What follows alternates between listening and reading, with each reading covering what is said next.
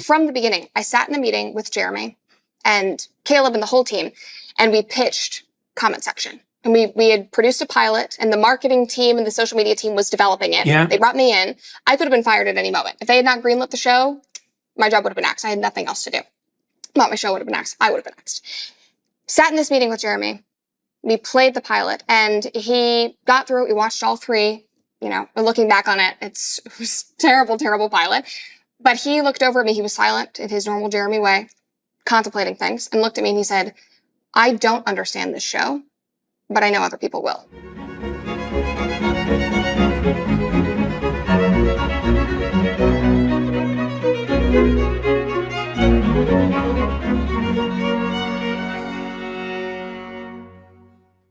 Hello, everybody.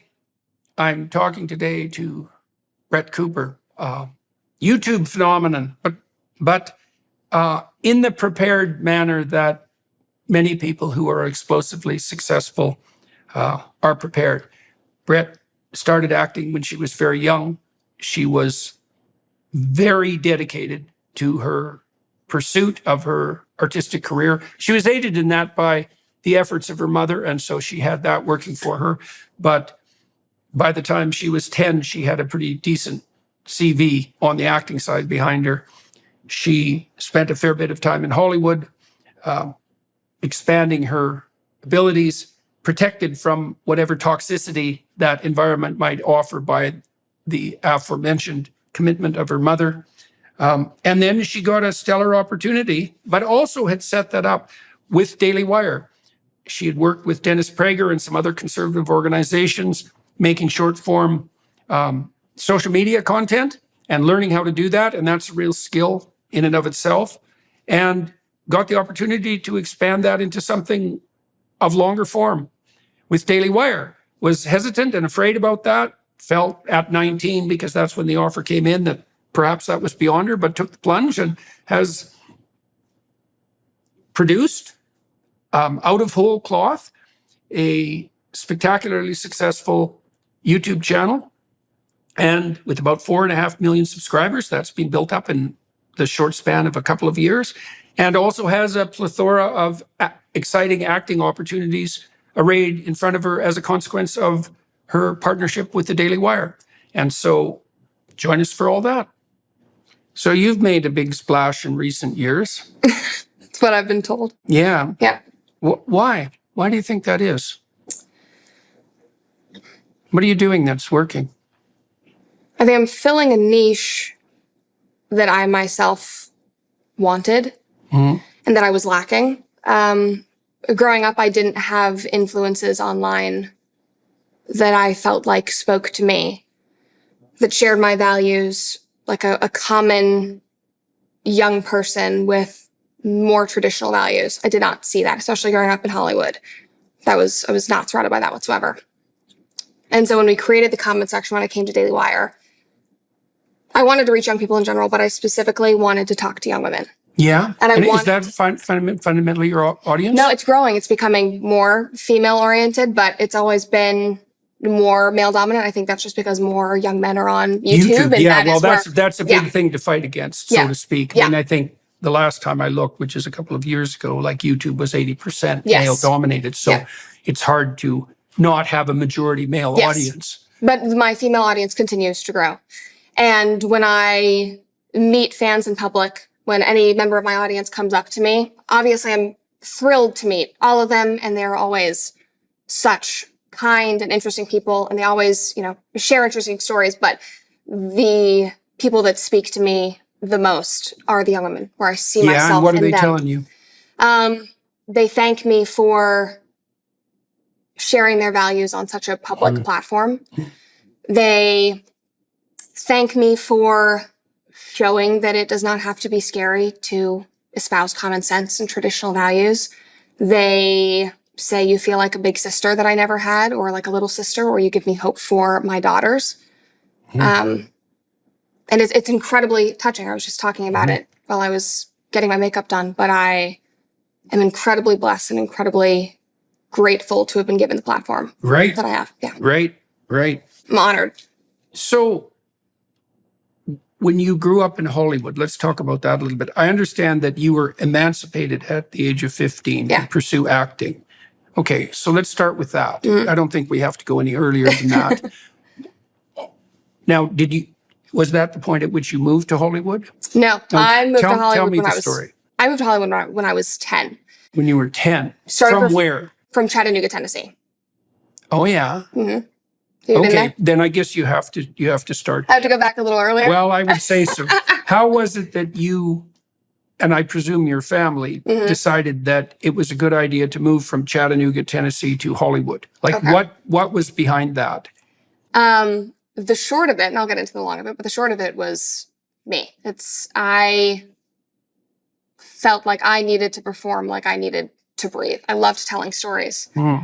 I loved being on stage. And you had been on stage in Tennessee? Yes, How? I did community theater. Oh, yeah. So okay. the first production that I ever did, and I started in theater, love musical theater, was being a munchkin in my brother's high school production of The Wiz. And they needed a couple of like younger siblings to get up on stage, do a little munchkin dance, and be in this high school production. One of my mom's friends, whose children also went to this private school, said, Brett's 6, 5, would she like to come and be in this? I was terrified. I was deathly shy. One of my brothers had passed away the year prior, and it had absolutely wrecked my family, just absolutely cracked us open. And I was reeling from that. My family dynamic was completely different, and I just shut down and did not want to get on stage, had no interest in doing it. I remember we were doing construction on our house in Chattanooga, and I would hide in like a credenza like that, and I would get in cabinets and hide. I was just like, I don't want to be seen, don't want to be heard. And my mom was noticing that and was making a conscious effort to push me. Go in and speak to somebody in a gas station by yourself. Here's $5, go buy a candy bar. And so when I was just absolutely, I don't want to get on stage, I don't want to do this, she was like, well, no, I think that this is something that you should do if you're afraid of it.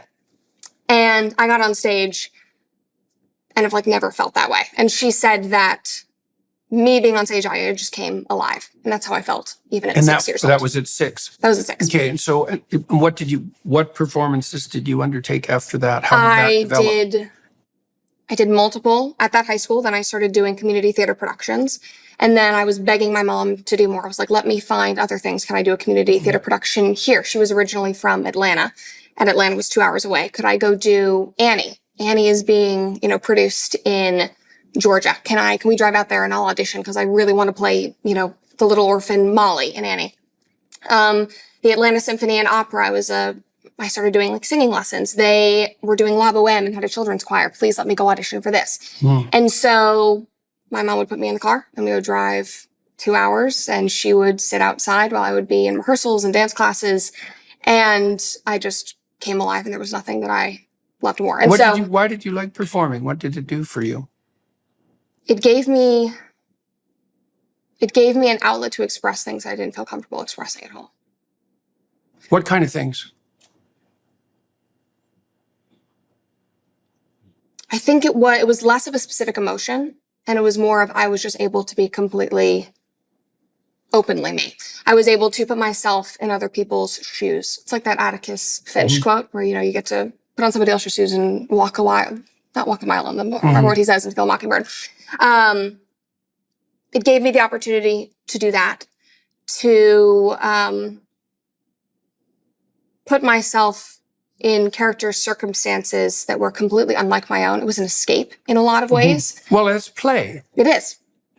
Kids love to play. Yeah. And even though we don't really let them anymore, I think that's why they play so intensely when they go off to university. I'm sure. And switch roles and transform identities. Sure. Yeah, I think most of it's repressed play. Not most of it. Much of it is repressed play. Yeah, well, you have to play a lot of roles before you find your part. Yeah. Right? And that's what kids are doing. That's what they should be doing between the ages of about 2.5 and that really intense play period lasts probably till around 10. But then there are variants of it in adolescence as well, as people find their way and find their role. And what you were doing was a very structured variant of that. And I think I needed that because so much of it was suppressed at home. I think I was constantly trying to make myself as small as possible to not rock the boat. My entire life because of things, because Yes. of how upset things had become. Yes. And in the aftermath, particularly Yes, of your after my brother's death. death. My parents, their relationship was not great from the beginning, and they stayed together for me. My brothers are all older than me, and so the death in the family just broke that open even more. And so I knew from a very young age, I was very self-aware. I knew that they were staying together for me. It was very uncomfortable, and I just wanted to cause as few problems as possible. And ironically, that turned into then me traveling around the country doing theater. Causing problems, constantly. Logistical problems, Right. But well, those are, those are better problems than pointless and horrible problems. Yeah, they were fun problems. They were adventurous. Okay, so you accrued quite a lot of experience by the time you were 10. Yes. All right, and then so your family up and moved to... My mom and I did. Your mom and you did. Okay. My parents' relationship, I would say, was already on the fritz, like I said. And I had been working in New York a little bit while I was 9 or 10. And actually, I don't know if I've ever told this story on a podcast before, but I desperately wanted to play Jane Banks in Mary Poppins. And it was a musical that was on Broadway in the early 2000s. Desperately. And the show had been running for a couple of years, and I would sit on my mom's big desktop computer and I would avidly watch YouTube videos of all the girls who were playing Jane Banks. It was this, 12-year-old character. And I learned who their managers were and who their agents were. And there was one guy, and he managed 4 of the different girls who had played Jane Banks over the course of 3 years. I wrote him a handwritten letter. And I said, my name is Brett Cooper. I love performing. These are all the things I've done. I'm attaching my resume. My biggest dream is to play Jane Banks. And then I painted a photo of me as Jane Banks on Broadway, and I mailed it to him. And then I got an email back somehow and brought me out to New York, and I auditioned there. And so then I started working more in the big leagues, I would say. And so I started auditioning for Broadway shows, doing workshops at Broadway shows. And how old were you then? 9. 9. Okay. Yeah. Okay. So this is still prior to the move. Yes, prior to the move. So this is in New York. So you did all that research when you were what, 8? Yeah, 8 and 9. And it was completely self-directed.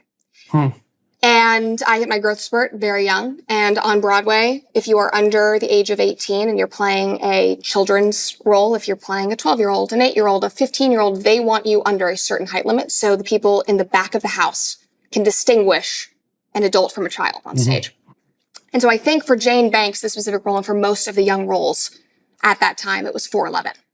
And I had auditioned for Jane Banks time and time again, the national tour, the Broadway show. Somebody's, a girl is being replaced because, you have like a 6-month contract. And finally got to one where it seemed like it was going to happen. I was pinned, and they said, come back in 2 months. It's going to be you and a few other girls. Over that 2 months, I hit the biggest growth spurt of my life. Came back, and I was way too tall. And I remember sitting up there, and they literally measure you before you can go in and audition. And I was like, let me shrink myself as much as possible. That's hard. Yeah.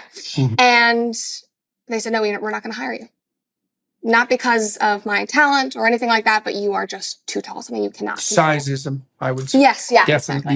You were a victim. I was a victim of sizeism. At 9 years old. That's right, yeah. And it was heartbreaking. It was crushing at 9 years old. And one of my best friends at the time got the role of Michael Banks. So he was playing Jane Banks' brother, and it was crushing because I saw him, traveling around the country on the national tour. And my management team, I ended up signing with the guy who had represented all of those actresses, was with him for 10 plus years, adore him. He said, you basically can wait until you turn 18 and then you can play adult roles, or you can go to Los Angeles and you can do film and TV. My mom said, absolutely not. She was originally born in California. My brothers were all born in California. She said, I'm not going back. That industry, specifically film and television, is disgusting. I don't want my child in it. And I just begged, like, this is all I want to do. And I was homeschooled at the time already, just for academic reasons. And I basically just laid it out for her. And I said, we have the flexibility. You don't even want to be in Tennessee. You don't really want to be in this marriage, basically. And this is all I want to do. And so she said, let's go and try it. And so we went there for 3 months. And she said, we'll see if you like it. And I loved it. And things started taking off, signed with an agent out there. And then we would do 3 months on and then 3 months off with my father. And he would drive across the country with us and, get us to the apartment. And then I'd stay there for 3 months and then go home. And then I think at 14 was when we permanently moved out there. And then I emancipated We myself. meaning you and your My mother mother. again? Yeah. Yeah. And so what were you doing in Hollywood between 10 and 14? Auditioning and doing small roles on different TV shows and short films and training.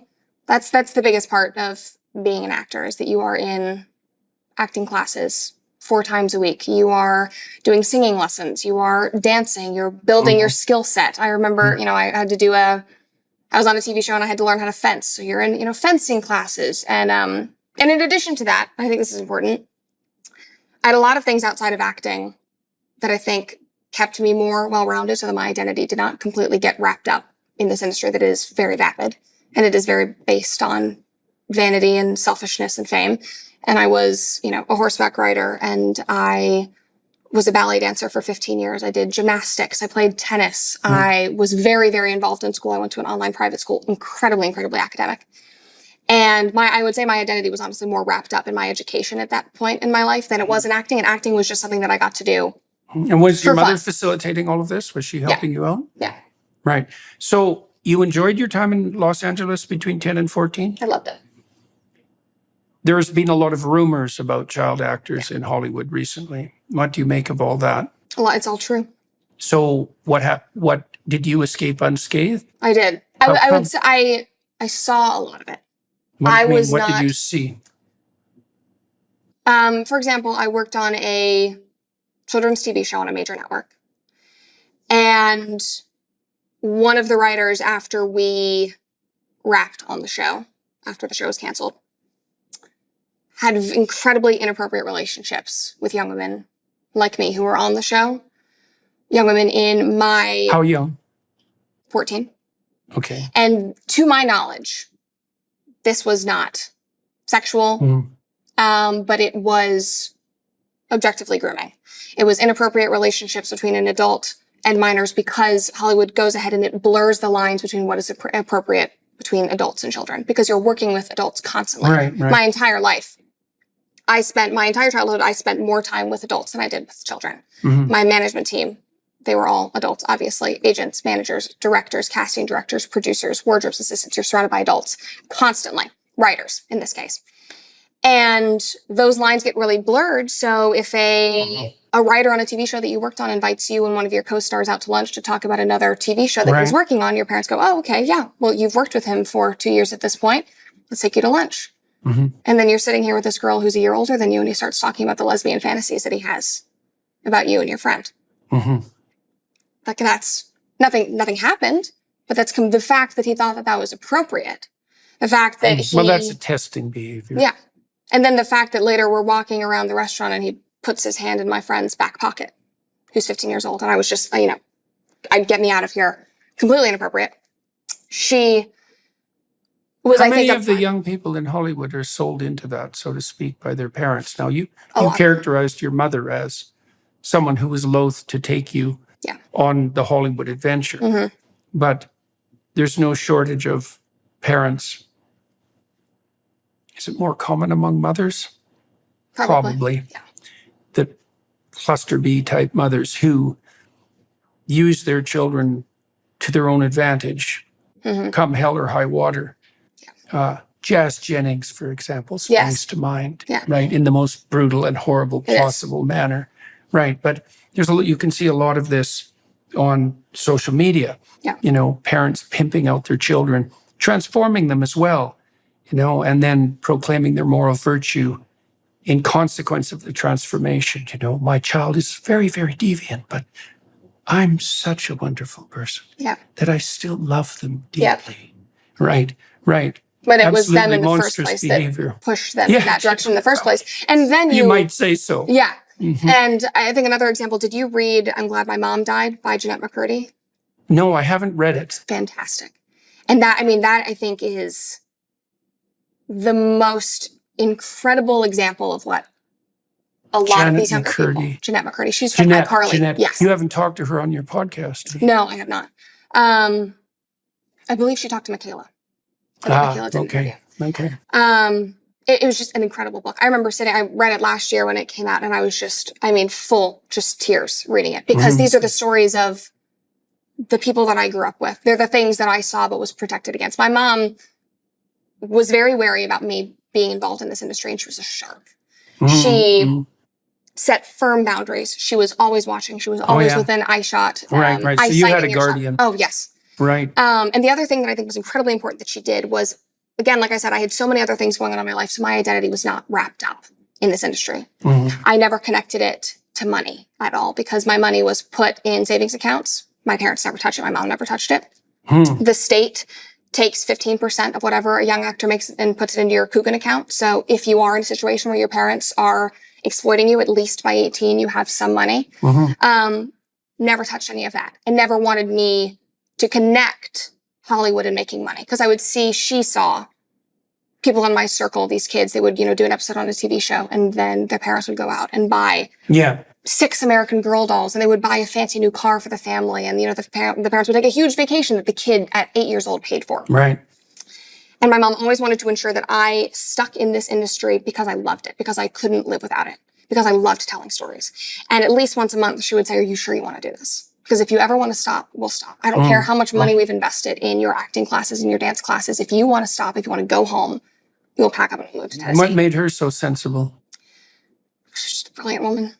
She's incredible. She's one of the most resilient people I've ever met.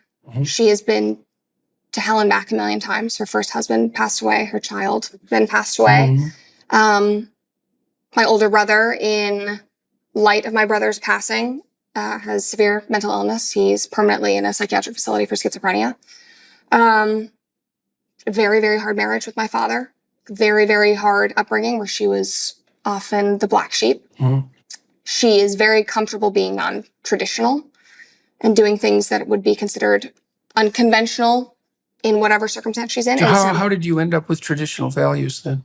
Because she's very traditional. But I realized that as I said that, I contradicted myself. Well, she is willing to be unconventional in the given circumstances. So in Hollywood, so she's daring. She's daring. And the majority of people that we were surrounded by where parents were pushing their kids into this. She was willing to be the one that says, "No, my kid is not doing that.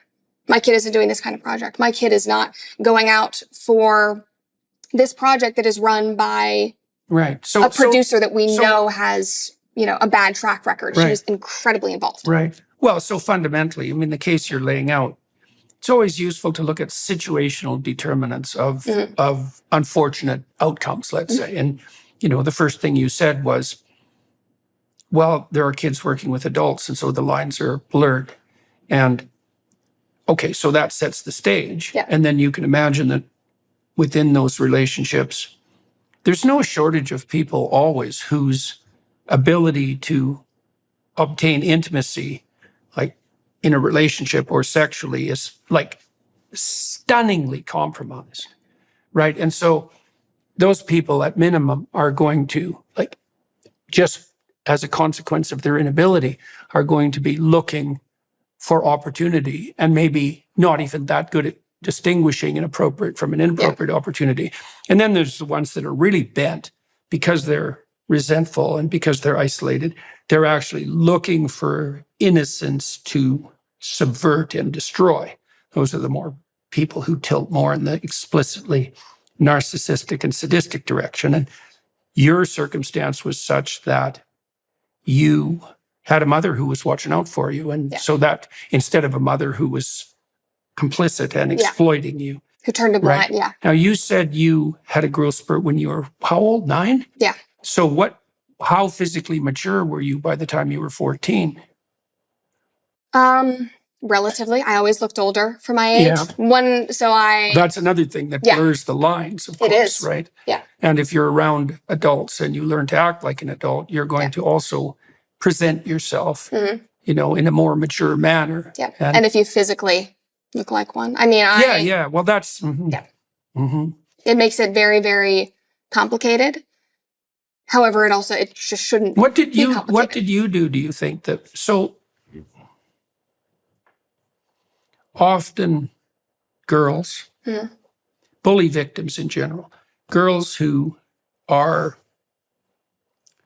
subject to exploitation are not very good at subtle signaling. They don't know how to say no. They don't know when to say no. They don't know how to broadcast no. Yeah. Like right from the initial Completely. interactions, right? So how do you think you conducted yourself so that, because I know you said your mother was protecting you, but did you conduct yourself so that nothing got going? Yeah. Okay, how? I would say just intrinsically, I'm very self-aware and have been for a long time. And I think that that is because I had to grow up very quickly in terms of my family. I was just very aware of everything that was going on. You also said you didn't want to cause trouble. Yeah. Unnecessary trouble. Yes, unnecessary trouble. But I don't think that means that I was not willing to stand up for myself, because in situations that were this severe in terms of my safety, my innocence. Anyway, I think that I was very self-aware. And then it goes back to my mother. Again, when we moved out to Los Angeles, she knew everything, all the rumors about Hollywood, the casting couch. She put me in women's self-defense against sexual assault classes when I was 10. And I did those classes until And that was useful? The most incredible thing I've ever done. Hands down. I was put in situations, I started out doing group classes, and you learn how to fight against a male opponent that is bigger than you. Because you can do jiu-jitsu, you can do karate. I think that those disciplines are incredible. They often do not translate to real-world fighting for women. Yeah, specifically. Right, of course. Women, we hold our strength in different parts of our bodies. When you are dealing with an assault, there are, situational awareness is so important. Your voice is so important, just being able to scream no. Yeah. It was incredible. And so, I was put in situations in these classes where, a man comes up behind you, my instructor comes up behind you, holding a knife to your throat, knowing how to get out of that, holding a gun to your head. You are on the ground. So you at least were run through situations. I was run through, but I think this situation you described in the restaurant where this writer, I think you said was a writer, slipped his hand into the back pocket of your friend. Yes. You said she was a little older than you? Yeah, she was 16. Why didn't he do the same thing to you? He tried to, and I moved away. And I said, that's weird, don't do that. Okay. Did she do that? No. Okay, so that's the perfect example of what you were just saying. Yeah, well, that's exactly my point. Those are the micro no's that stop things from proceeding. Yes. Right. Yeah, and I credit a lot of that to these classes that I did. Yeah. Because as you said, and as you brought up again, I was unwilling to rock the boat. I was a doormat in my family. And still, that's something that I'm still working through as an adult now. I'm being very, very nervous about that in my immediate family, just because of the way that I was raised. Are you an agreeable person? Do you like to please people? I do.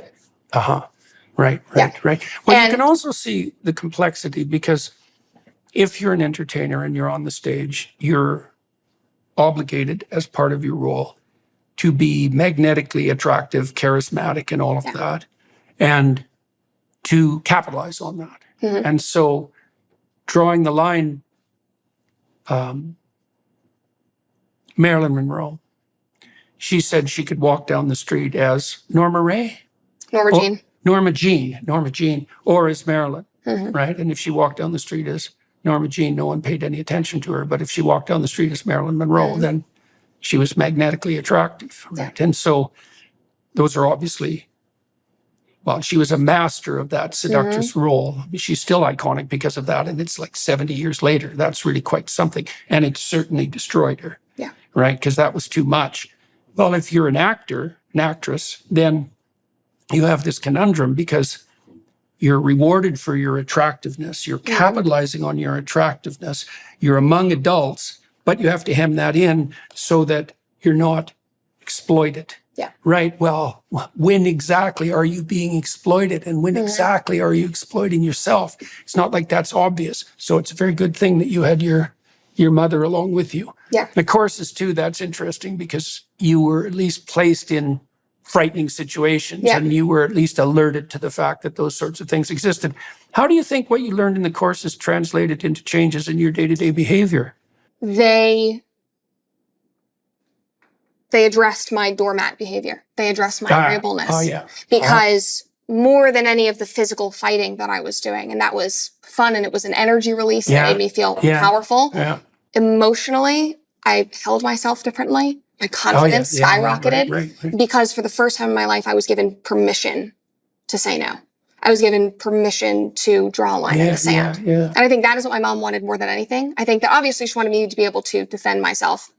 And as I got older, that's when we started doing more of the, date rape simulations and begun, like we weren't doing that at 10 years old. What she wanted me to learn, because she had watched me grow up and be very, very shy and refusing to get on stage. And I think that she knew that I had this desperate urge to perform, that I wanted to tell stories. She didn't want that mixed with my doormat behavior to then open the door for exploitation. So women are more empathic, compassionate, agreeable than men on average. And from what you've told me, you tilt more in the agreeable direction. And the problem with being agreeable, one of the problems with being agreeable is that your agreeable people feel the pain of others quite acutely, like literally. So I'm an agreeable person. So if I'm watching you in pain, the same circuits that are mediating your pain are active in me. Now, if I'm not so agreeable, that doesn't happen. And that makes it easier what does that mean? Well, the downside is it makes it easier for me to be selfish because I don't give a damn about my effects on other people. But the upside is I can tell you to go to hell when it's necessary, and I don't care what your response is. Now, I worked with a lot of women in my clinical practice who were like sequentially abused. And one of the things I noticed about them was that, well, first of all, they generally were very badly socialized and so had no idea where to draw those initial lines. And that's what continually got them into trouble. But they're also very unwilling to reject and to say no.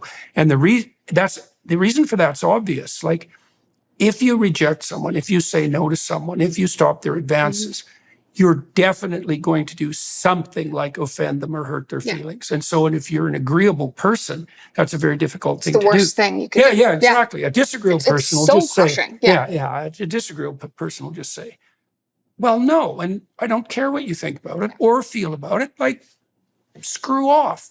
Right? And you need that. You need that. Especially if you're attractive, especially if you're charismatic, or especially if people are coming at you for a variety of reasons. There are kind of two main reasons why people go to therapy. One is to deal with negative emotion, let's say depression and anxiety.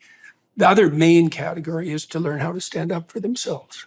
That's why I learn went to therapy. say no. And how are you at that now? I'm much better. How are you at contractual negotiations? Much better. Yeah. How did you do negotiating with Daily Wire? I think I did pretty well. Did you do great? I think I did pretty well. I've gotten better since then. It's good to surround yourself with sharks as long as they're not like gnawing on you. Yeah.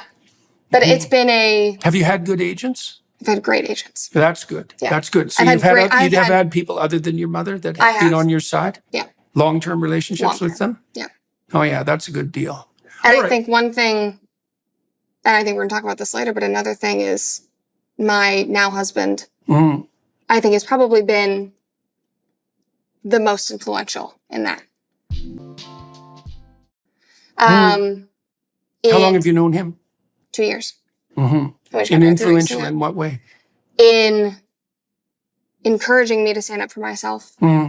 I am very agreeable, and I think that was something that I didn't want to be for a long time, and I think that it was important that I learned how to control that, because I think that it can be used really beautifully and to your advantage, and I think it makes me a very empathetic person. If you started crying, I would start crying right now. With infants. Yes. And, but dead seriously, it's great with infants. Yes. And so, that's the place where agreeableness most appropriately manifests itself. And it's partly because, think about it this way. When you have an infant, especially in the first, let's say 9 months, it's not quite that long, but it's certainly the first 6.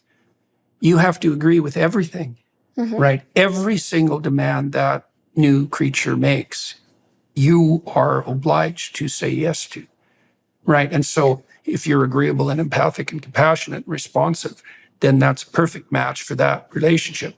Problem is that the relationship with infants isn't the same as the relationship with, well, certainly not with predatory adults. No. Right? Those are very different. Opposite. And so it takes a whole different set of personality skills to be able to manage both levels of relationship. It does. So and that had to be developed. So let's move from Hollywood to the beginning of the comment section, right? Because is that when the trend? That's when. Yes. Yeah, that's when your life transformed. Yes. Yes. Yes. Okay. So tell us that story. It was during COVID, and Hollywood shut down as the world did. I was in college. I was at UCLA. What were you taking? I was an English literature major. Yeah. How did that go at UCLA? I feel like You're in English? You're in the English department? Maybe. That's so awful. Really? That's so awful. Were you crawling out of your skin? I was, but the good thing is, this was a blessing in disguise. I had a much better experience in a twisted way because of COVID, because I got to go home, and because I was in online classes. So you were protected from the university. Yes. Oh God. I know. That's so but awful. I had a unique experience because I emancipated myself at 15. That's when I graduated high school. Started doing. So you graduated from high school at 15? Yes. Oh, yeah. Well, congratulations on that. Thank you. And why did you emancipate yourself?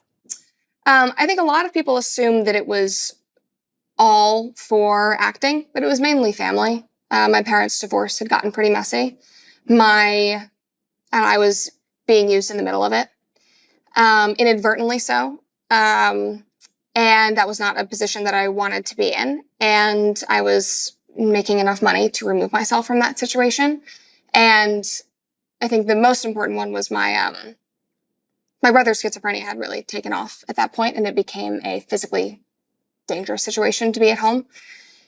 And there was a lot of turmoil. There were just a lot of outbursts. My mom was splitting her time between California and then flying back to Tennessee to handle the divorce and the division of my parents' estate while simultaneously coming back out to Los Angeles. My brother was homeless at the time, was using drugs. When she was gone, I would be the one to go literally find him on the streets of California, and he would be, passed out, drugged out of his mind.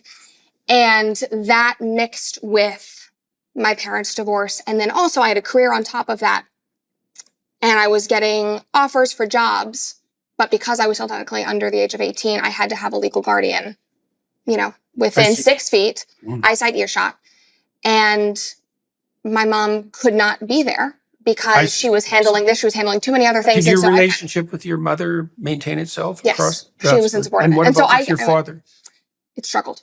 But my father and I have had a very tumultuous relationship for the majority of my life. And so that wasn't like a real breaking point. It was just kind of like okay, here we go. So it was more, I see. So you had practical reasons for this. Very practical. Yeah. And it was it a good decision? It was the best. Yeah. And it was not contentious. I came to my parents and I said, this makes logical sense. I have a career. Yeah. I am in college. You graduated. Yeah. I'm in college. Right. Yeah. So you were ahead of the curve. I was ahead of the curve, and I'm, sitting here in Los Angeles, and my mom basically, she agreed, and she said, if I leave, that means you're going to have to leave because I can't leave a 15-year-old child here in Los Angeles with a drug addict, schizophrenic brother on the street. I'm not going to do that. So you'll have to come back to Chattanooga. And I said, I don't want to do that. I don't want to go back to Chattanooga. I don't want to live in the middle of your mess, of your divorce. I'm not going to do that again. And I have opportunities. And so So there's the time you said no. Yeah. And I said, I'm going to do this. And so we went to court in Chattanooga. My oldest brother helped me. My parents signed off on it. Uh-huh. And, I lived with my mom after that. Like, it was not like I was never around her, but I got a job at Trader Joe's so that I would have a stable income in between acting jobs. And I worked there for 5 years and just kept that job until I left California. Best job I ever had. And what did you do at Trader Joe's? Just a bag girl, basically. People at Trader Joe's do everything. You stock the shelves, you bring in orders. And you liked that? I loved it. Why? I felt physically useful. I see. So there was immediate reward element. There was, immediate reward. Yeah. I loved the appreciation from the customers, and I loved meeting interesting people. Because if you go to Trader Joe's, you're always talking to people. Like, the joke with Trader Joe's is the cashier flirting with you or not? You go there to have social hour. And I loved that aspect of it. I loved meeting new people. I loved feeling like I had a purpose every single day in a very acting in Hollywood is very sporadic. Yes. And you can be working on a series, be a series regular, and then they cancel the show. You have no work, or you might not work for this. Yeah. And I am I'm pretty habitual. And I like knowing exactly. Everyone is. Okay, that's good to know. I'm not crazy. Well, my suspicions are you're probably far less that way than most people. Yeah. Well, because you take all sorts of risks. That's and true. you were able to tolerate, a very dynamic life. Yeah. It's like people are creatures of habit like you can't possibly imagine. Yeah. And they go crazy way faster than you think if their habits are disrupted. It's really hard on people. We're pack animals, right? We like an orderly social environment. Yeah. We like a high degree of predictability. And we like the same things, at least a fair number of the same things happening on a regular and predictable daily schedule, weekly, monthly, all of that. Otherwise, the threads start to show. Yeah. Do you think it was because I was experiencing such an extreme high and low? Because you are right, because I do take risks. I have been in very unconventional situations my whole life. Yeah. And so I wonder, I also think it might have been again, going back to family, it was so turbulent, it was so up and down that I think I just needed some kind, I had no structure. There is absolutely no reason whatsoever to have to formulate a rationale for wanting some habitual predictability. Yeah. Right? People, they cannot function without that, right? People think of anxiety as something inside their head. That's not right. You're anxious when everything around you is coming apart. Yeah. And so the anxiety is a reflection of that. Now, you can find yourself in situations where your physiological state or your psychological state makes you overreact to uncertainty in the environment. But generally, for example, when someone develops major depressive disorder, it's in the aftermath of something truly awful. Yes. Like they just don't fall apart for no reason. Now, having been broken once, they may be more susceptible to being broken again in the future, but it's not exactly a psychological problem. And anxiety is not a psychological problem. It's a navigation problem. And, you had a complicated and mutable home life, and your career was very complex and multidimensional. The fact that you found a job that had this level of predictability and sameness and found that, what would you say, that offered you a certain degree of security, that requires no explanation whatsoever. Yeah. Well, I loved it. This is a good thing to know about kids too. Like you want to routinize your children, right? They get up at the same time. They eat at the same time. They get read to at night at the same time. Like they need these little islands of stability. Then they can use those islands of stability as places to explore from. Yeah. But if they're in chaos all the time, if you put your children in chaos all the time, they will torture you to death. And you deserve it for not setting them up with these predictable daily routines. That's how they organize those are the islands. It's like at the beginning of time when the earth emerges from the primordial waters. It's these islands of stability. That's what it now allows people to plant their flag in the ground and to establish themselves. It's a very good thing to know too about marriage, is that you need routines and rituals. They have to repeat, because otherwise you don't know which way is up. Yeah. All right. So tell me how you got involved with the Daily Wire. Finally, yeah. We'll make it there. During COVID, I got involved in conservative media, I would say, in Los Angeles. I had lost a lot of friends at UCLA because of my political beliefs. I felt incredibly isolated, not just from friends, but campus life in general. What conservative beliefs? Like, what was it?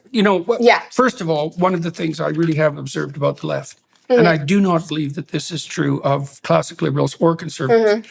The left, especially the radical types, they will drop you in a moment if you say or do anything that's out of that ideological sync. And that is not equally true of people on the liberal or the right side. So the lefties, they will cancel and exclude. That's part of the entanglement of the radical left with cluster B psychopathology, with narcissism, with psychopathy, with borderline personality disorder, with antisocial behavior. Like that's all behavior that's associated with social exclusion. It's very, very aggressive. Like it's passive aggressive because it doesn't involve fists, but social exclusion is a very effective form of punishment. And the radicals on the left are masters at using it. So what sort of views were you being I was not alienating yourself with? So the first one was that I did not want to vote for Biden in the primaries. It was going to be my first time voting in a presidential election. And you were going to vote for Trump? I was. And how old were you? 18. So like you were the one 18-year-old female. At UCLA, yeah. And I walked into, this is my favorite story from college. I walked into a party at one of my best friend's apartments. Big rage were happening. And this is after I had just had like I wouldn't even call it a fight. It was just kind of like a reckoning in my friend group of they realized that I was not on their team. And I had never considered myself Republican. I had never considered myself. I just didn't even think about it. My family. Right. So you weren't political up to that No, I was not. My family was always more on the right. My mom studied under Ayn Rand. She was a libertarian. My oldest brother, who was one of the most important people in my life, incredibly, incredibly libertarian as you can get. And my mom raised us based on values instead of politics. She didn't talk about politics. She didn't talk about current events, but she talked about personal responsibility. She talked about accountability. One of the greatest things that she taught me, sort of what you touched on when you were talking about anxiety being, the mirror and something that's external, is that you can only control your response to the circumstances in your life. Again, that you are in control. She valued freedom and independence. And then the more political stuff was fiscal responsibility, but we didn't even talk about that in terms of politics. It was just, we would sort of touch on taxation in my homeschool, civics class. Right. So your mother really helped you with the understanding that you had some choices to make in your life and that you could make them well. And then you emancipated yourself. So that I sure made my choice. Yeah. Independence. And this all really came to a head as COVID was taking off. Did you finish your degree at UCLA? I did. Oh, congratulations. Good for you. You stuck it out. I did. Even though you took online courses. I did. Were any of your online courses worth taking? Yeah. They were? What percentage of them do you think? Oh, gosh. 60%. But I'm a major English lit nerd. Like, I loved English lit all throughout high school. Since the 5th grade, I knew that I wanted to be an English major because I love stories. I love stories. I love understanding the human condition through stories. And I wanted to study British literature, and so I did it. I did my final capstone on Barnaby Rudge by Charles Dickens, and I was obsessed. And so a lot of the classes, I made it through just because number one, I already knew my values. I had a great foundation. I wasn't easily deterred, and I cared more about the stories. And I did have a few good professors. Actually, the best and most common sense driven professor I ever had was at Berkeley, because I did a business program at Berkeley's grad school. And she was the most right-wing, commonsensical. At Berkeley? At Berkeley's grad school, at the Haas School of Business. Oh, okay. Well, you might find someone like that hiding in the business school. And she was fantastic. How did your professors respond to your essays and so forth at UCLA? The worst case of this was actually in my first semester at UCLA. So just a little bit of context, so I know we keep getting off of the Daily Wire thing, but I think you'll find this interesting. You'll find this interesting. I did community college for the first 2 years. So I didn't go to university for all 4. And I think that was also a very important thing. Yeah, right. I believe that I got a better education. In person at community? Yes. Yeah, I went to community college for the first 2 years too. And I got the best education of my life at community college. I had a better education there. My professors actually cared about teaching. Yeah. And I had a personal relationship with them. I loved them. Yeah. Because they were willing. Small classes? Yes. Yeah. And they wanted to be there because of the students and because they loved the subject, not because they got the notoriety of being at UCLA or because they got the resources for their research or the book that they were writing. Yeah. And I think that I was much better off for it. I would recommend it to anyone. I saved so much money. I think I got my full bachelor's for under $20,000. Yeah. Because of that. I got to explore so many subjects that I would have never gotten to explore at UCLA. Right, and you were still able to concentrate on the literature, literature, right? So I studied that, then came to UCLA. My first semester at UCLA, I had to take one of those intersectional literature classes, which actually, since my leaving UCLA, they have, I believe, adapted their English literature department, where now it is less about the Miltons and the Shakespeare and the Brontes, and it's more about feminism through the, Bronte through the lens of feminism, through whatever. So wonderful. When I was there, you had to Bronte through the lens of resentful bitterness. Yes, there you go. That's probably what it is.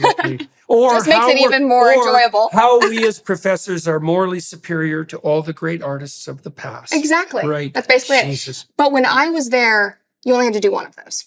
And it changed after I left. I think I got there at the perfect time. And so my first semester I did that class, and it was race, religion, sexuality, and Asian American literature. And it was the one intersectional class available that semester. And I just thought, let me just get it out of the way. And my final paper, I don't remember what the book was, but it was the story of a man who had immigrated here, possibly from Taiwan, I believe.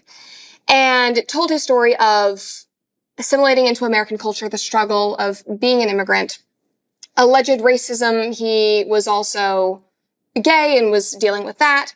And what my professor her conclusion from this novel was that he had faced racism, and he had endured racism, and that was why he had all of these mental health struggles. And the character was incredibly flawed, incredibly depressed, was just a terrible human being.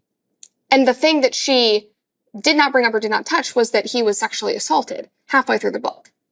And that's when all the behavior started. So my take on it was I argued that it was not necessarily racism. I said, I'm sure that he experienced some, immigrating to America in the 70s. However, all of this behavior started after he was sexually assaulted, and then he became depressed. He was mentally ill. Where could you possibly go in the world that would be less racist than California in the 1970s? Yeah, right. Oh my God. And so that was my argument. And we had to give her our thesis statement prior to writing the essay, and signed off on it. She said, sounds so interesting. We had to go around the class, read it out loud. People would give notes on it. That's really interesting. When I got my paper back, I think I got a D. And that was the first time that I had not gotten, this sounds so pompous, I had never gotten anything other than an A on a paper before. I was a 4.0 student. I had gotten a B in my entry-level statistics class my first year of community college. Other than that, straight A's. I was crushed. Absolutely crushed. And in the margins, she had written, I fundamentally disagree with your thesis. And then all of her notes, where she had a couple about the way that I had structured it, but they were that your take on this novel is fundamentally wrong. Which hell of a thing for a postmodernist to say. Shattered my worldview about English literature and about the higher education system. I was just like, okay, well, I'm in for a treat for the next, 2 years of my life. And after that, I was able to skate by. I did not do any more of those intersectional classes. My schedule, I would make myself wake up. I lived off campus. I'd make myself wake up at 5 a.m. to beat the traffic, to take a 8 a.m. class all the way across Another town. Conservative value. Yeah, I would get up. Waking up in the morning. To avoid doing classes like that. So I would only do Milton from this year to this year. I would only do Dickens. It was very author focused. Yeah. And that was intentional. So you took a very proactive strategy. And so that's why. Yeah, okay, got it. And because of that, I loved it. Right. I truly did. Well, look, one of the ways that one of the things you have to do to be successful at university is to take an active role I completely agree. Finding the professors and finding the courses. You have to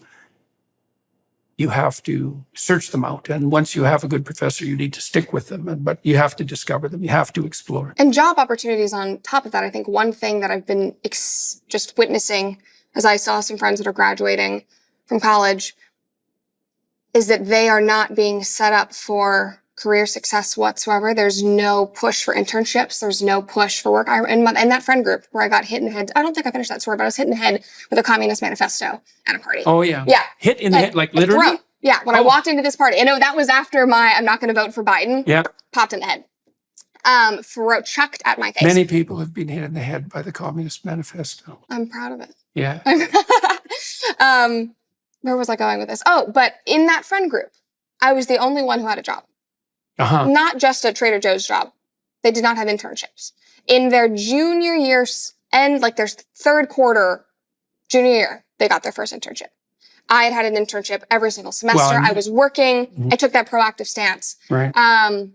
And colleges do not encourage it. Parents aren't encouraging it. And so kids are going into this 4-year environment thinking, I'm going to go in, $80,000 into debt.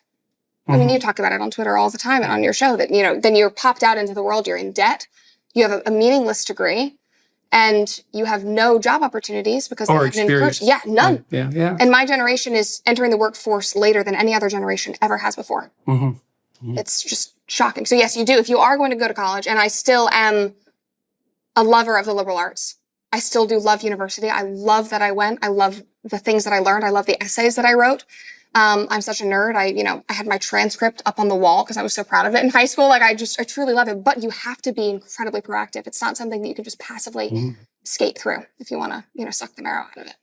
All right. So let's talk about your current projects. Let's start with the podcast. How did that set itself up? I was doing social media for a couple of different political organizations, Young Americans for Liberty, PragerU in Los Angeles, which is where I really found community in the midst of COVID and BLM and losing a lot of friends at UCLA, and Foundation for Economic Education. How did you run across Prager's group? They have an incredible student group called Prager Force. And at UCLA? No, just generally. Yes. I see. And it's a online group, and they have a Facebook group, and they have webinars that you can join. And I think if you had asked me a year prior, I would have been like, I don't need that. I don't want to go join like a Zoom call with a bunch of, like-minded individuals or whatever. Because I didn't think I needed it, but I was so alienated. The world was shut down. I was living in California. There was nothing I could do. I felt so alone, and I was becoming more and more political by the day, becoming much more aware of the world around me, current events. My values were transforming into something that was very tangible around me. And I joined Prager Force. I got to know other young people around the country, around the world that had similar values. And I got to know the people at PragerU. They knew that I was an actor. They're also based in Los Angeles, and they invited me into their offices and said, we'd like to make videos for us. I was like, yes, I have nothing else to do. Hollywood is shut down. I'm bored out of my mind. I want to do something that's meaningful.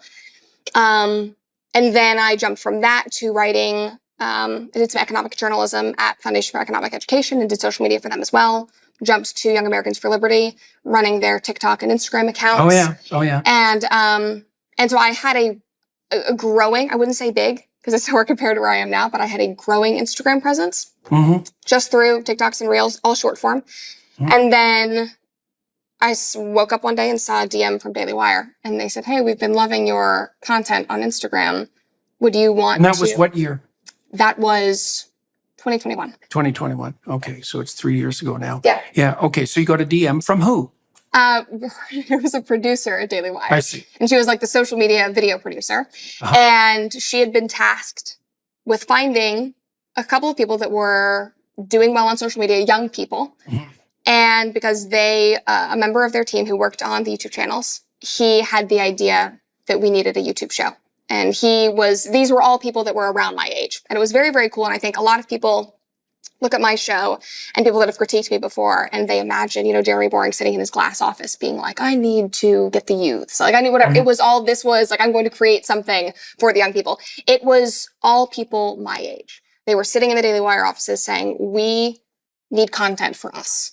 We want something that we will watch, that we relate to, that is based on YouTube, that's based on the internet. And so they tasked this video producer with finding some people that were already out in the world doing that. So I got a DM, and they said, would you be interested in launching a show with us? BP. Well, they say, it takes 10 years to become an overnight success. And you certainly put in your 10 years. And you said you'd accumulated all the social media experience, and you'd said yes to a lot of things. You said yes to Prager. You said yes to Young Americans for Liberty, et cetera. And funnily, I almost said no to Daily Wire. I was too scared because it felt like the big leagues. Like I had looked at Daily Wire. I had applied to be Candace's assistant. This was all during my graduating year, like that spring. I had applied to be Candace's assistant. I had applied to be a producer on Ben's show. I had applied for some social media role. And then you got a bigger offer. I got a bigger offer, and I got no interviews for any of those roles. And granted, I was not really qualified for any of them. And I could have. So what scared you about the Daily Wire offer? It felt huge. I felt like I wasn't ready. And I also think I was. Weren't.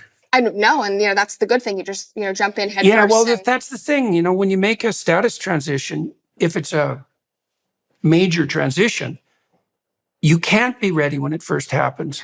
This is partly why faith is necessary in life, because when you make a major transition, first of all, you don't know what you're in for. Yeah. You have no idea. Like maybe it'll work and maybe it won't, but the evidence isn't there, And then the next thing is, well, you don't necessarily know that you can do it. Why? Well, you haven't done it. It's a new thing.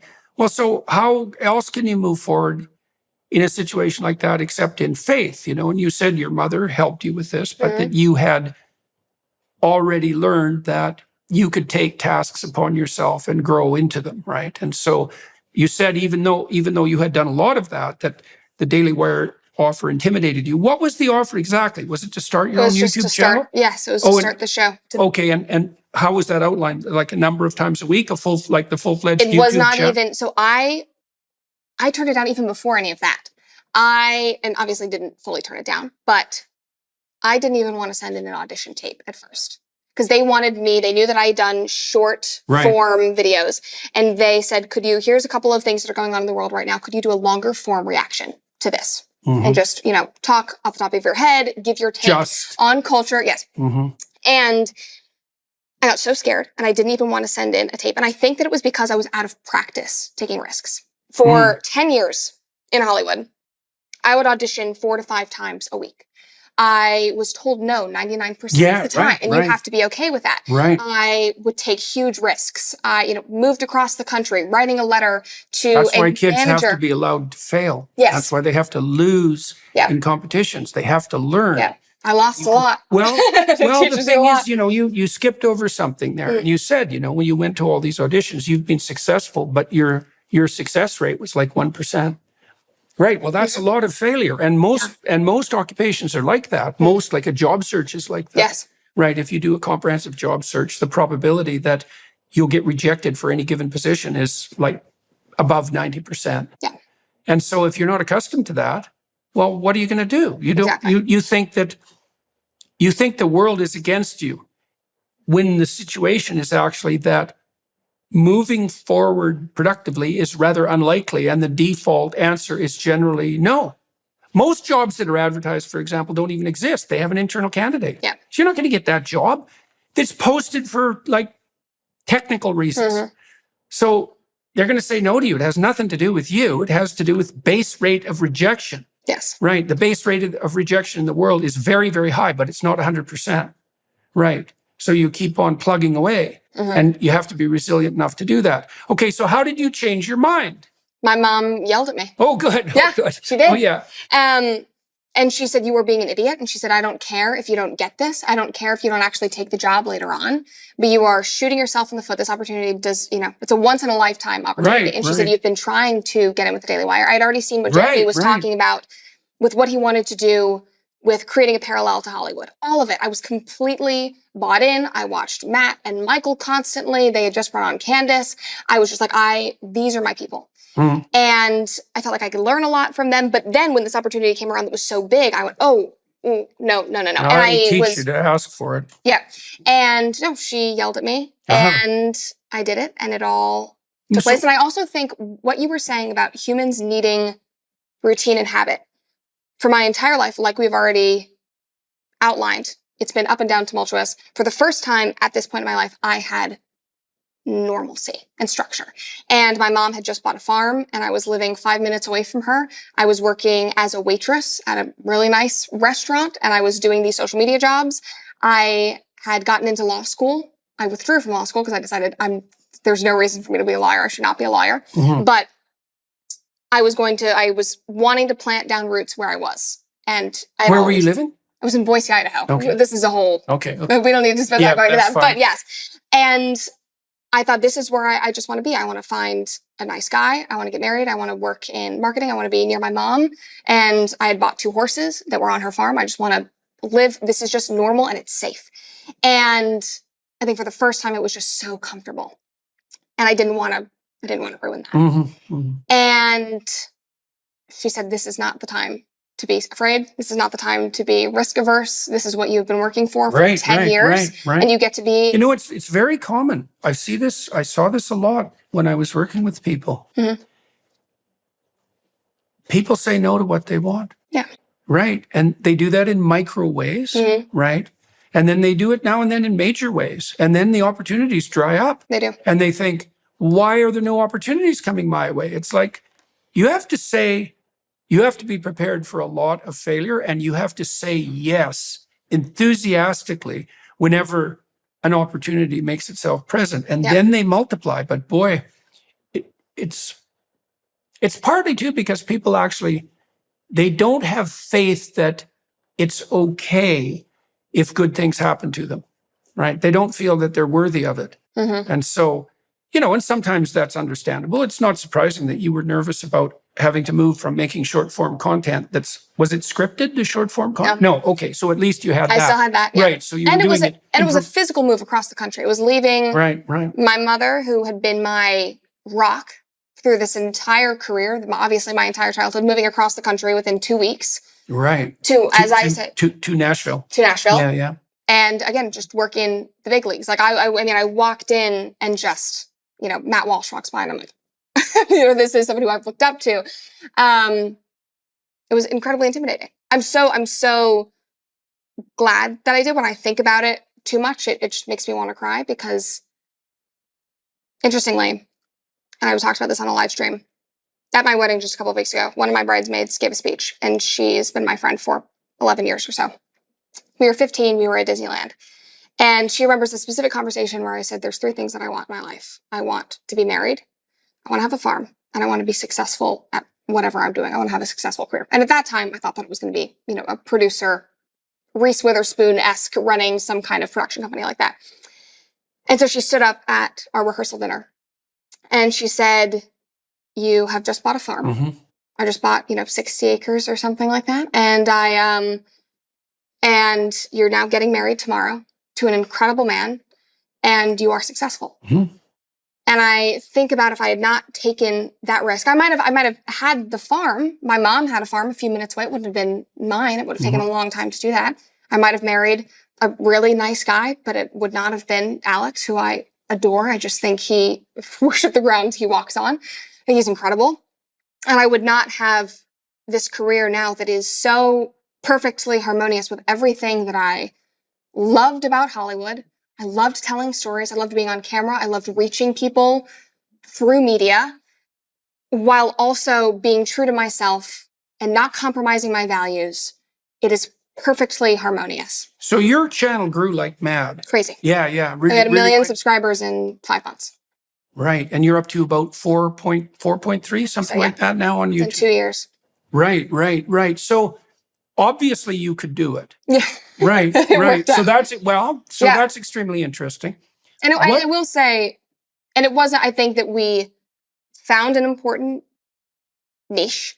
But I also do believe, as you said, I did put in the time. Yeah. I had 10 years. And so I think it's a combination of that. And I will often discredit preparation and opportunity. Like, they have to meld. And then you have to strike when the iron is hot. Right? I mean, timing is crucial. And you had this opportunity and you did take it. What are you doing? Why is what you're doing working? And why did it start working so quickly? What do you think? Like, you're very upbeat. You're very enthusiastic. So you've got the charisma that goes along with that.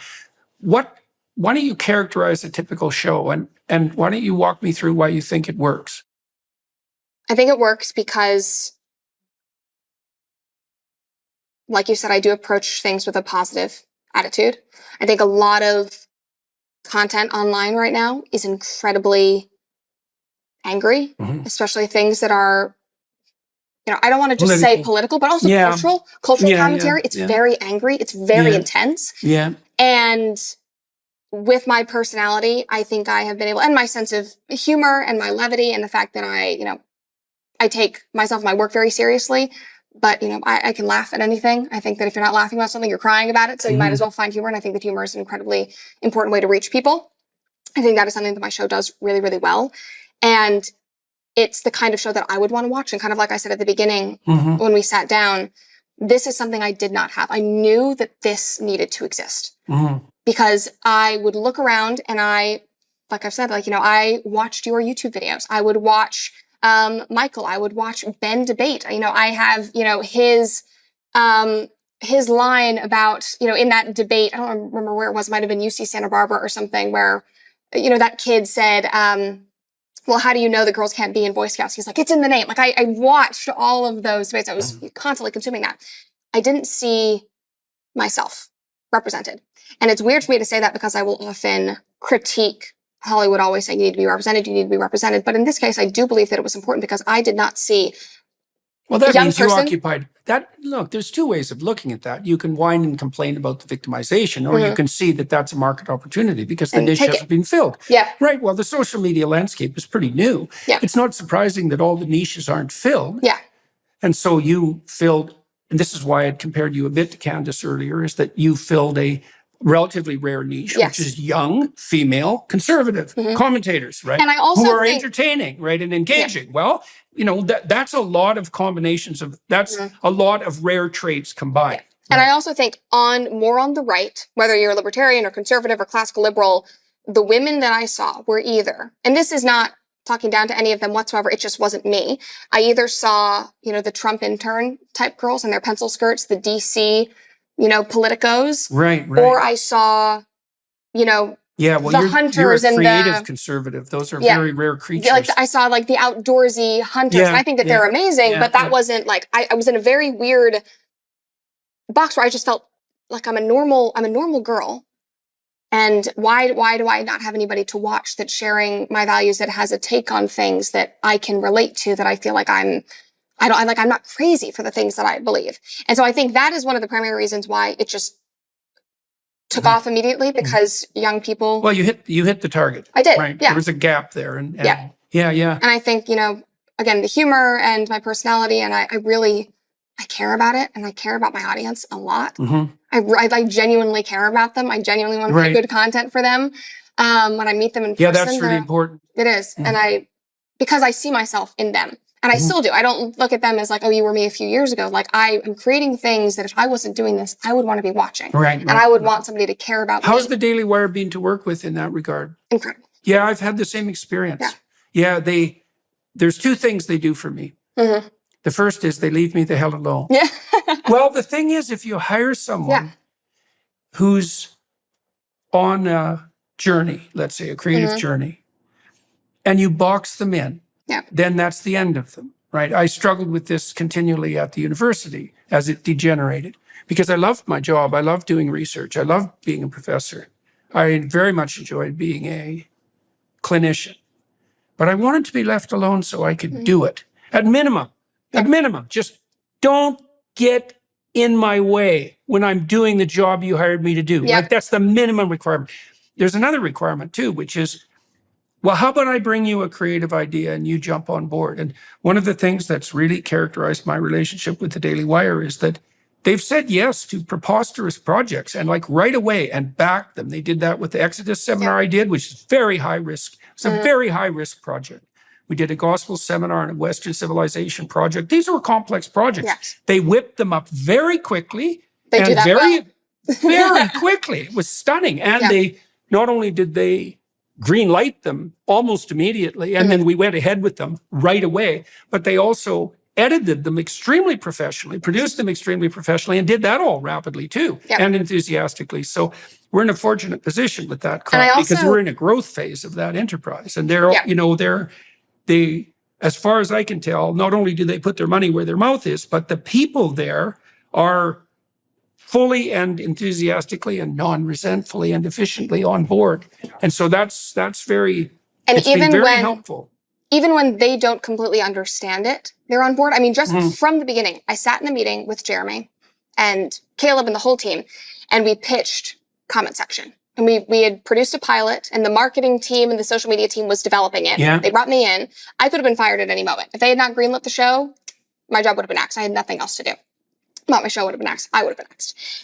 Sat in this meeting with Jeremy. We played the pilot, and he got through it. We watched all three. You know, looking back on it, it was terrible, terrible pilot. But he looked over at me. He was silent in his normal Jeremy way, contemplating things, and looked at me and he said, I don't understand this show, but I know other people will. And I think, you know, he was willing to take that risk on me. When they hired me, I was 19 years old.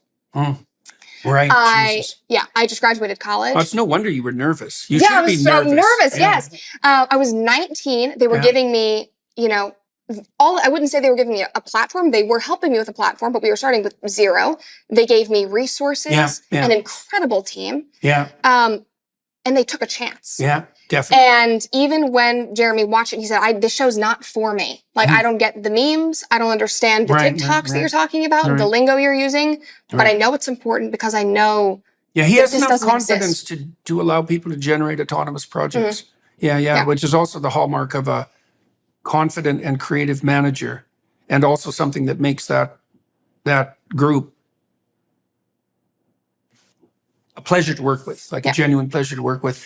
Let's talk about your other projects as well. Yeah. So, We're circling back into Hollywood 4 years later, Well, which is so funny. okay, so you have Mr. Burcham, Yes. the Pendragon Cycle, and Snow White and the Evil Queen, right? Yes. So is that a good order to discuss them in? They are, yes. So Let's start with Mr. Burcham. Mr. Burcham is coming out very soon. And what is that? Mr. Burcham is an animated comedy. It is inspired by a character that Adam Carolla has been doing on his radio show for years. He's a... This is a series, a TV series? Yes. TV series, yeah. It is, he is a curmudgeon-y shop teacher that is like wood shop teacher in schools who is incredibly traditional, incredibly, everything he does is tangible. It is about as traditional as you can get, working with, tools and wood. And he's watching as the world just changes around him, as things get more technologically advanced, as the world gets more progressive, as the school is trying to push him out. Yeah. Saying your job is not as important. And so it follows his... And what role do you play? Play his daughter. I see. Yes. I see. And what's the character of his daughter? She's she actually reminds me a lot of myself. She's incredibly precocious, very smart, very close with her father. And who's the target market for it? I think the target market is people that have felt abandoned by comedy, who watch, animated TV shows, who... Adult? Is it an adult series? Yes, it's an adult series. Yes, it's an that's adult important series. thing. Okay. And who are wanting comedy that is truthful, that is not afraid to pull punches, that I think that the common man will relate to.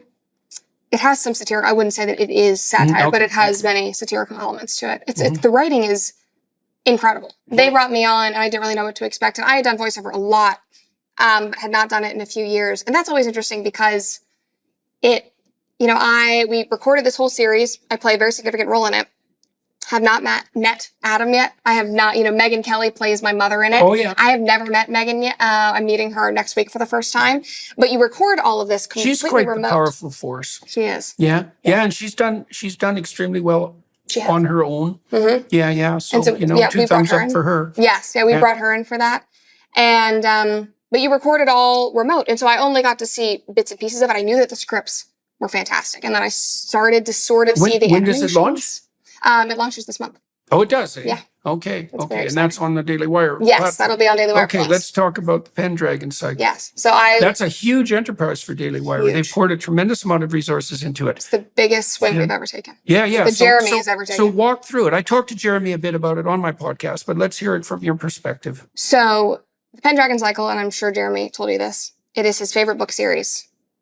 Yeah. From the beginning. I mean, he has wanted to create this TV show for 30 plus years. This is something he's thought about, dreamed about, has physically written scripts for, and it was finally the time when we had the resources. It was a cultural moment. He was able to step away to direct a majority of it. He was the showrunner. He produced it. He wrote a significant portion of it. This truly is his... I can't speak for him, but in speaking with him while we were there and seeing him work, this is probably the most important thing that he's ever done. Mm-hmm, mm-hmm. And we went to Hungary. I was there for 5 months. He was there for 7 months. And I was Were you recording your podcast during that same as well? time? Yeah. Yeah. Okay. So I was the only Daily Wire host that is in the show. What role did you play? I play Merlin's wife. So it is an Arthurian legacy, the tale of, and it follows the rise of Christianity through the lens of an Arthurian life. I'm not speaking right, not legacy. And so I play Merlin's wife. And she is... She a good wife or she's a very good wife. She's a very good wife. Yeah. She's a good character. She is, yes. She's a very, very fun character to play. Yeah. She has a really beautiful balance of being incredibly strong, but also being very feminine and very empathetic and very sympathetic to Merlin's very unique experiences. And And it was just a very, very fun character to play. And I saw a lot of myself in her. I got to do stunts that I've never done before. Sounds She's like a a wild huntress. time. It was amazing. It was fantastic. It was a lot. It was very, very hard work. Yeah, I because bet. We were filming the show. How long did you do it 5 for? months. 5 months. Yeah. So right. And so there would how many hours were filmed? Oh, gosh. You know, for the final series. Any idea what's going to come out of it? I have no idea yet. Okay. And I know that they'll probably they'll have a first edit and then they'll cut it down and that kind of stuff. Yeah. But have you seen any of the edits? I haven't yet. Jeremy's protected. And when is it supposed to be? When is that supposed to launch? I'm not sure yet. Okay. Yeah. They're in full post-production now. I think that there is already a first round of edits that is finished. And now they're going, we have so much VFX that is going to go into this, so many VFX.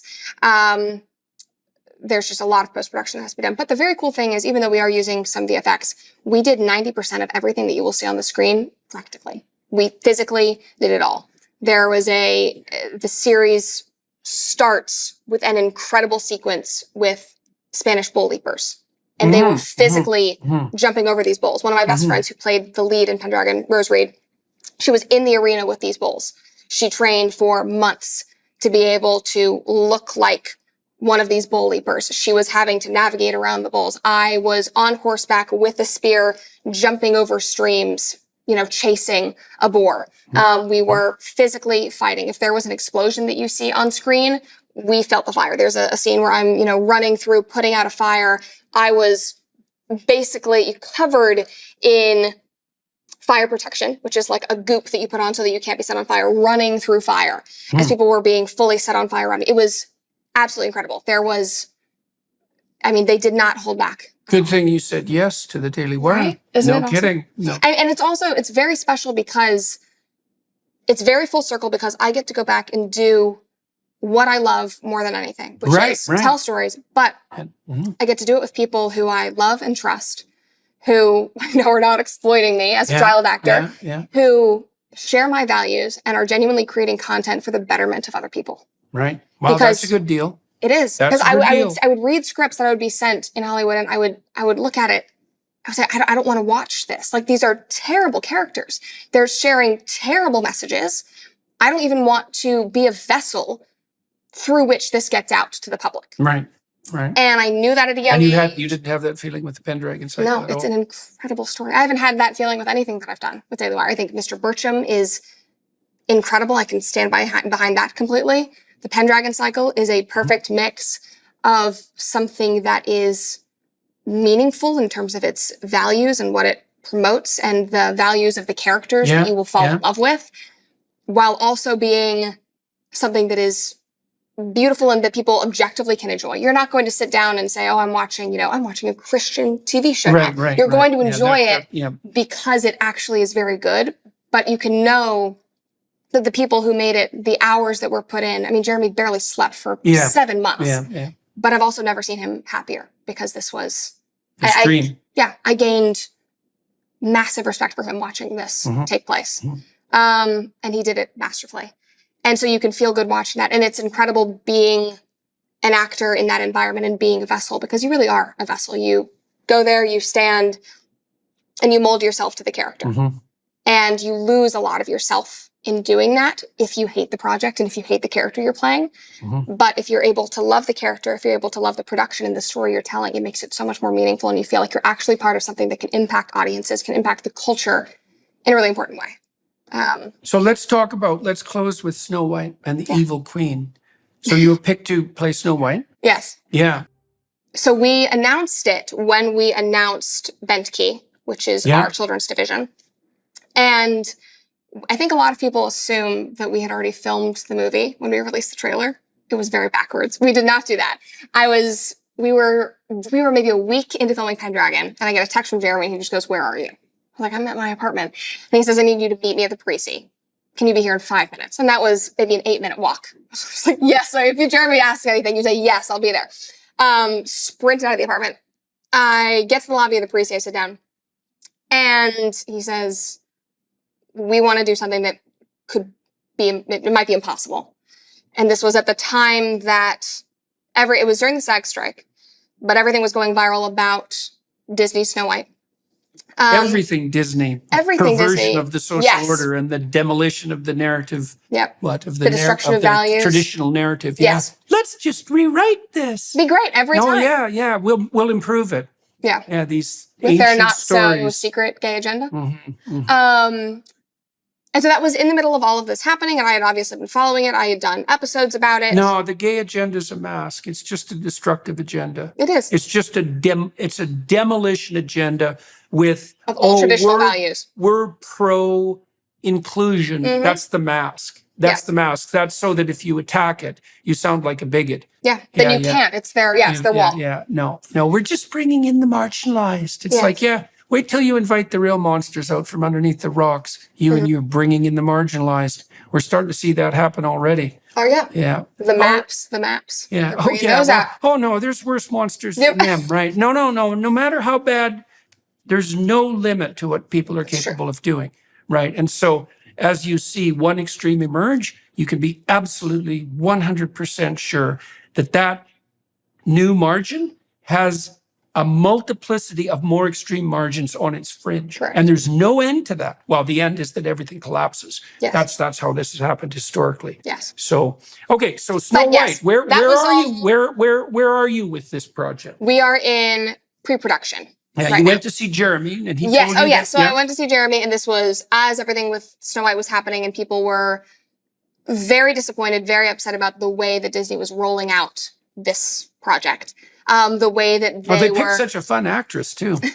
It was, and you've now heard me speak for I don't know how many hours we've been talking, but about my love of literature and stories. And I grew up reading classic literature. I grew up reading the traditional stories. I grew up reading Grimm's, and I love the stories underneath these fairy tales. And so as somebody who is more traditional and has a love and appreciation for stories, it's sad to watch these stories be completely destructed for that agenda. And so I had been watching this and commenting on it. And so Jeremy brings me in and says, luckily they fail. They do. Right, Yes, they because they're do. dull and preachy and obvious and transgressive in the casual manner, not in the creative manner.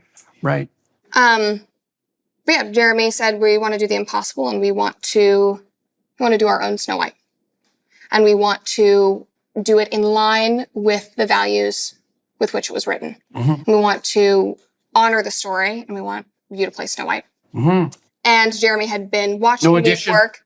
No audition. Well, I think my audition had been the first month of Pendragon. I understand your audition. But he hadn't even really seen me act before that. He had, watched my TV shows and that kind of thing, but he really saw me during Pendragon. Right. And so this was about a month into Pendragon or so. And he said, I'm going to keep you updated. We're working on a script. And at that time, I think he had a very ambitious goal, because that's when Snow White was still going to be released, right around this time. He was like, let's try to film it during Pendragon. And I was like, okay, well, we'll see how this goes. That did not happen. And I'm very glad that it didn't, because I think we will do the story justice, yes, with the right amount of time in the prep. And so we got back from, no, actually, I'm skipping over the story of how we created the trailer. But Jeremy started working on music, and he had this idea for the trailer. Knew that we were going to be announcing the rollout of Benki and the 100 episodes of children's content that we had on the platform. He wanted Snow White and the Evil Queen to be the first feature film that we do on Benki. And so I got a call probably at 4:00 in the afternoon, and he said, I want you to fly to Trento, Italy tomorrow, because that's where we had been filming Pendragon that week. We jumped back and forth between Italy and Hungary. I want you to get on a plane, and you're going to fly out, and we have a costume that's being worked on for you. They're going to finish it in the next 6 hours on the plane with you, and you're going to fly out to Trento, you're going to fly into Milan, drive 4 hours up to Trentino, wake up the next morning, you're going to come up onto a mountain, another hour of drive, and then stand in this forest and sing. And Jeremy was sending me, I still have the recordings on my phone. One day I'll leak them to the public. But it's Jeremy on a piano app on his phone. And it's what you hear in the trailer. And he's singing it. He has an amazing voice, and he's an incredibly musician. And so he sent me the lyrics, he sent me the song, and he said, can you have this ready by tomorrow? I said, sure. And this man, I've never had to sing this high before. And I'm a soprano, but I'm not that soprano. I texted him back and said, Jeremy, this is not gonna, I sound like Tweety Bird. And so we went back and forth, and he sent me one in a lower octave. I said, this is much better. And he was all nervous. He was going, this sounds really low. Meanwhile, I'm thinking, this is still really high. So I get up to Italy. We record it. we recorded in the middle of shooting Pendragon. So in the middle of a scene, some of my other Pendragon cast is 6 feet away. And at this point, they don't even know we're doing Snow White because it has not been announced to anyone. Jeremy said, do not tell your mom. Do not tell Alex. Do not tell anybody. We have like 3 people who know that this is happening. Nobody can know. So I'm sitting here in this princess dress thinking this is really not the wardrobe that everybody else is wearing. They're going to know. I'm like huddled up, literally hidden. The rest of the cast is over doing something else. Jeremy says, hey, we're going to film a little commercial for a Daily Wire thing that we have to do. Gets the crew to turn around, points the cameras on me, and we film this teaser. And then I fly back to Budapest and I keep going on comment section and keep going on Pendragon. And then I wait to hear what we're going to do with it. And then it launches with Benke, with a Benke rollout. It's a huge success. And then I just sit and I wait. I'm like, all right, Jeremy, when are we going to film this? Got back to Nashville. We wrapped Pendragon. It was a raging success. I truly think people are going to love the series. And then we've now rolled into pre-production for Snow White and the Evil Queen. So I'm in voice lessons, 3 to 4 times a week. I was classically trained as a singer when I was young, but I moved more into pop when I was older and have not sung seriously in many years. And so I'm retraining that muscle. I'm in dance classes every week. It's a musical. We're super excited about it. And that's what I can tell you. And there's a lot of people that I see comments every single day and they're like, what can you tell us about X, Y, and Z? It's all coming soon. We'll be able to share more soon, but it is an incredible adventure, and it's just always a joy and an honor to collaborate with Jeremy specifically. I mean, he's incredibly creative. He takes incredible risks. I think I've learned even more about risk-taking by working for him and working with him. That was one thing that I felt incredibly comfortable with and excited about when I came to Nashville and I came to Daily Wire, was I could not have asked for better mentors than the people that I'm surrounded with. I mean, I told you, I got this job when I was 19, and I walk into a room and I was, with Jeremy Boring and Dallas Saunier, who was one of the, greatest producers to come out of Hollywood in recent years, has just an incredible story. Michael Knowles, Matt Walsh, Ben, just the fact that I remember meeting you when we were about to announce that you were joining Daily Wire and you were doing a photo shoot. And I was in my studio and I think you had asked, could I meet the YouTube girl? And I about just fell out of my chair.